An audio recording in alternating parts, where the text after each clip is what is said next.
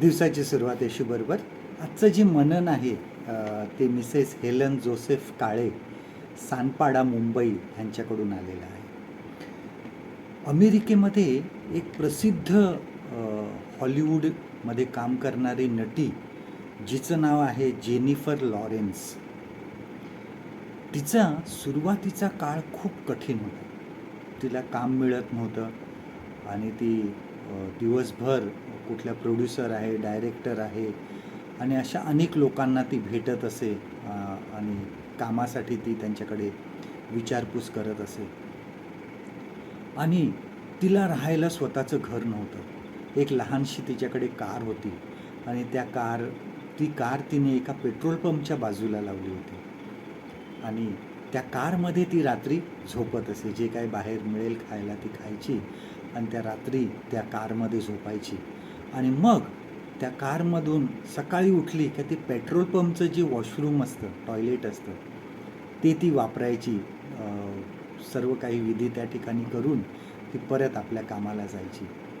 त्या पेट्रोल पंपमध्ये एक मॅनेजर काम करत असतो आणि तो तिला नेहमी बघायचा की ही त्या कारमधून उतरते आणि वॉशरूमला येते. आणि एक दिवस त्याने रात्री जाऊन त्या ठिकाणी बघितलं तर ती कारमध्ये झोपली होती.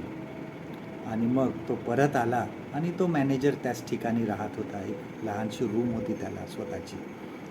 आणि मग त्या सकाळी ती जशी आली तसं त्यांनी तिला विचारपूस केली तिची सर्व, कोण आहे, का आहे, ती काय करते, तिला राहायला नाही, ती कारमध्ये का झोपते. आणि जेनिफर लॉरेन्सने ह्या सर्व गोष्टी त्याला सांगितल्या. आणि त्या मॅनेजरने तिला सांगितलं, वयस्कर मॅनेजर होता, की काही काळजी करू नको, तू ह्यापुढे माझं वॉशरूम वापरत जा, माझ्या घरामधलं वॉशरूम वापरत जा सकाळी येऊन, आणि रोज सकाळी माझ्याकडून तुला कॉफी आणि ब्रेड मी देत जाईन, तो खात जा आणि नंतर आपल्या कामाला जात जा. आणि हे असे बरेच दिवस गेले. त्या मॅनेजरने तिला आपल्याकडे ठेवून घेतलेलं होतं, वॉशरूम वापरायला द्यायचा, रोज सकाळी तिला कॉफी आणि ब्रेड तिला फ्री द्यायचा त्या पेट्रोल पंपच्या दुकानातून. आणि मग ती काम करायला जायची. हळूहळू तिला जेनिफर लॉरेन्सला कामं मिळायला लागली आणि काही वर्षामध्येच ती खूप प्रसिद्ध हॉलिवूडची नटी झाली आणि तिने खूप पैसा मिळवला.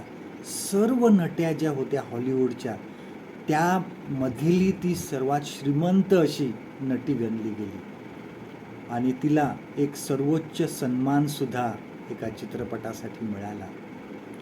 आणि परंतु तिने त्या वयस्कर मॅनेजरला ती विसरली नव्हती. तिने त्याचा शोध घेतला आणि त्याला ती जाऊन भेटली त्या पेट्रोल पंपवर. तिने स्वतःची ओळख त्याला दिली की मी कोण आहे, तुम्ही मला कशा प्रकारे मदत केली होती.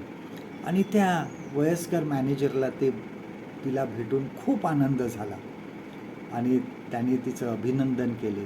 पण जेनिफर लॉरेन्स तेवढ्यात थांबली नाही. तो पेट्रोल पंप जो होता तो अख्खा तिने 30 करोड रुपयाला विकत घेतला आणि तो विकत घेतल्यानंतर तो पंप तिने त्या मॅनेजरला भेट म्हणून दिला आणि त्याच्या नावावर तो पेट्रोल पंप केला. तो मॅनेजर म्हणून काम करणारा तो वयस्कर माणूस एवढ्या वर्षानंतर त्या पेट्रोल पंपचा मालक झाला. आपल्या जीवनामध्ये बऱ्याचदा गरजू लोक जर आमच्या समोर आले तर आपल्या कुवतीप्रमाणे शक्य असेल तेवढी त्यांना मदत करा.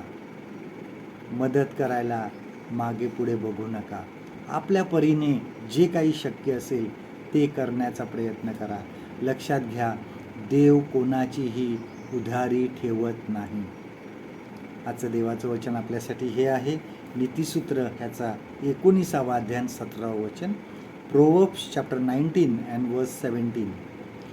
जो दारिद्र्यावर दया करतो तो परमेश्वराला उसने देतो, त्याच्या सत्कृत्याची फेड तो करील.